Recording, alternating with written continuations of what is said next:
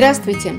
А мы сегодня снова в пути. Вот доехали до нашей любимой развилки, поворачиваем сегодня направо, едем в сторону Ганновера.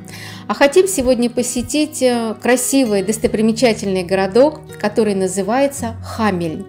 Он расположен в земле Нижняя Саксония и стоит на берегу реки Везер.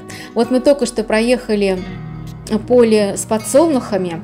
Первый раз за все время наших путешествий увидели поля с подсолнухами. Вот. А сейчас с правой стороны на горизонте мы видим Градирни. И это атомная электростанция, которая называется Гронде. Вот в эксплуатацию состоялся в феврале 1985 года. После 35 лет работы атомная электростанция Гронде была выведена из эксплуатации в декабре 2021 года. А здесь за окном река Везер, мы едем параллельно этой реке, видели много мостов красивых через эту реку. И вообще мы видели начало этой реки в городе Ганмюнден, где встречаются две реки Вера и Фульда. Эти реки целуются и дают начало реке Везер. Вот это та самая река. А город Хамельн, куда мы едем, это город крысолова. И вот первая крыса, которую мы увидели. Вот она так красиво, уютненько уселась на клумбе. Сразу чувствуется, что хозяйка города. Да, крыса – это символ города Хамельн. А все благодаря легенде о крысолове, которую я вам расскажу. А мы въехали уже в сам город. В городе много исторических достопримечательностей, но мы пока едем современным Хамельном, едем с современными улицами. И вы знаете, этот город прямо вот с самого начала влюбил в себя, потому что такой чистый, красивый, уютный. Вот мы уже дошли до рыночной площади, главной площади города Хамельн, и подошли к церкви Святого Николая. Это древняя церковь, 13 век. Готика, неоднократно перестраивалась эта церковь. Я уже сказала, что Хамельн находится на реке Везер. В средние века было судоходство, плавали корабли. Вот. А Святой Николай – покровитель судоходства. Вот в его честь и была построена эта церковь Святого Николая. Вот видно на часах 25 минут 4. Рядом с церковью Святого Николая очень интересное оригинальное здание. Свадебный дом или дом свадьбы. До недавнего времени здесь была мэрия, а сейчас открыли отдел ЗАГСа. Здесь проходят праздники, торжества, торжественные мероприятия. Мы подходили к зданию, обратили внимание, что здесь много, во-первых, лавочек, скамеек, и все они заполнены людьми. И подошли как раз к этому зданию на само представление. А вот вам и легенда. В городе Хамельн, где было много водяных мельниц, была мука, а там, где мука, там мыши и крысы. И вот весь город был заполонен этими хищниками. И городские власти не знали, как от них избавиться. И вот в городе появляется молодой человек в ярких пестрых одеждах, на голове шляпа с пером, и говорит: «Я избавлю вас от крыс, но за вознаграждение». Все согласились, и через несколько дней в городе появляется дудочник.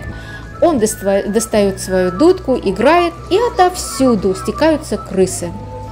Он уходит из города, крысы за ним, он идет к Везеру, к реке, крысы за ним, он входит в воду, крысы за ним, и так они все утонули. И вот он возвращается в город за вознаграждением. Но местные власти, горожане пожимают плечами и говорят, мол, ничего не знаем, денег в казне нет. В общем, они не расплатились.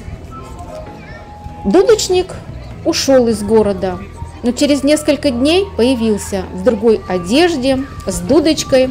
Но на этот раз за ним на музыку дудочки выходили из домов дети. Родители были в церкви, на службе, дети были дома одни, и вот они выходили к дудочнику и шли за ним. И вот таким образом дудочник из города увел за собой всех детей. Вот так вот жители города поплатились за свою жадность.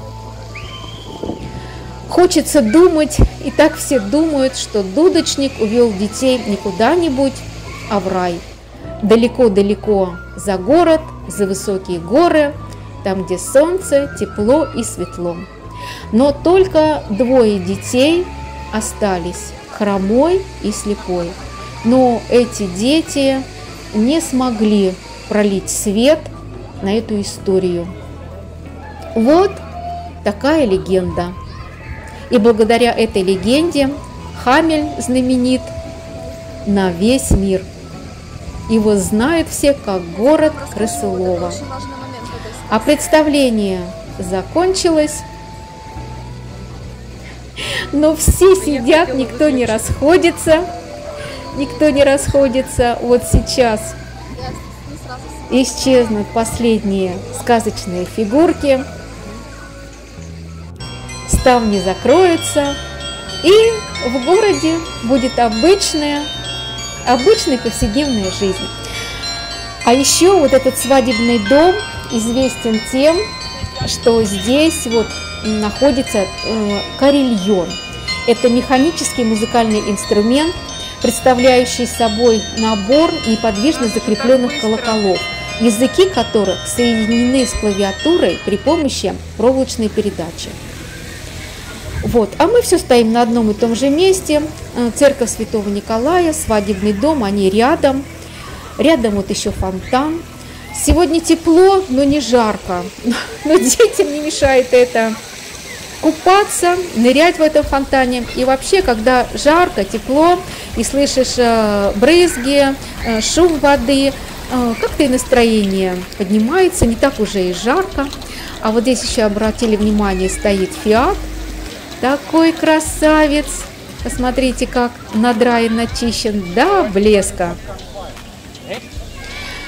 В этом городе, я уже сказала, все напоминает о этой легенде. И вот мы вышли к дому крысолова. Это старинное здание городской ратуши. Фасад выполнен в 1603 году в стиле вездерского ренессанса. Однако старейшие части дома относятся аж к XIII веку. Дом получил такое название из-за того, что во время ремонта в 20 столетии именно здесь была найдена знаменитая табличка с историей похищения детей крысоловом. Вот, вверху это фахверное здание. А я уже сказала, что символ города Хамель – это крысы. И вот на этой улице среди брусчатки попадаются вот такие металлические крысы. Вот, их тут очень много. И не забудешь, что Хамель – это город крысолова. Вот они какие симпатичные, с длинными хвостами.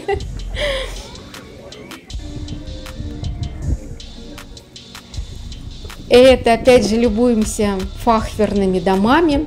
Впереди это церковь Святого Николая, а мы идем на звуки шарманки.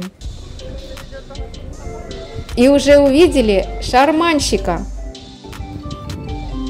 Здесь слева сувенирные магазины, товары для туристов, а вот и сам шарманщик. Мужчина пожилых лет, энергичный, веселый. Вот, увидел, что я снимаю, поприветствовал меня и продолжает свою работу.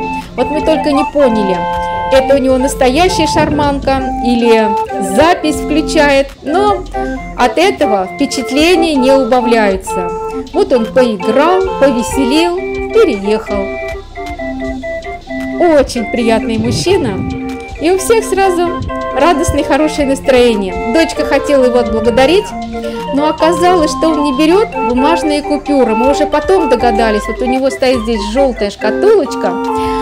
Он разрешает сюда опускать только металлические купюры, металлические монетки. А вот это та самая хозяйка города, крыса. такая огромная, вот стоит на входе в сувенирный магазин с меня ростом. Вот такая симпатяшка. На это можно посмотреть, а эти сувениры можно купить, можно приобрести. Вот такие вот крысы-мыши. И керамические, и мохнатые, с длинными хвостами. Какие хотите. Я, честно говоря, их побаиваюсь. Но вот после этого города, можно сказать, даже полюбила. А это мы подошли к фонтану. Фонтан дудочнику, фонтан крысолову. Вот он стоит, играет.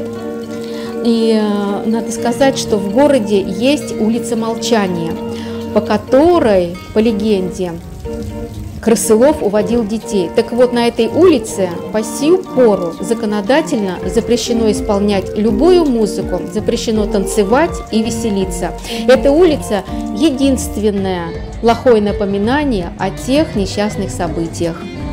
И вот здесь же, возле фонтана, мы видим дом Лайстхаус, дом Лайста в стиле везерского ренессанса, принадлежал когда-то зажиточному купцу Герду Лайсту. В настоящее время здесь находится музей. Посмотрите, какой красивый фасад музея. Лепнина, скульптуры, маски, в красках все это. Очень красиво и впечатляет. Мы в город Хамель просто влюбились. Нам он очень понравился.